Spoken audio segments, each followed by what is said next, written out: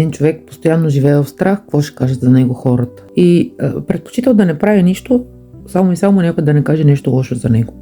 Омръзнал му да живее в този страх и решил да попита мъдрец как да се избави от него. Мъдрецът му казал, ще ти дам отговор, но първо искам да направиш нещо.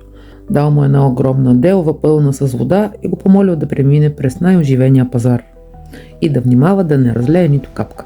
Върнал се човека, делвата била все още пълна с вода. Мъдрецът го попитал, какво видя на пазара. Само видях, че има много хора. И какво казваха хората всеки път, който минеш покрай тях с тази голяма делва?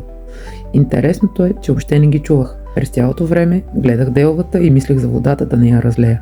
И какво казват хората, въобще не ми беше важно. Виждаш ли? Това е отговор на твоя въпрос. Хората винаги ще говорят. И шум около теб винаги ще има.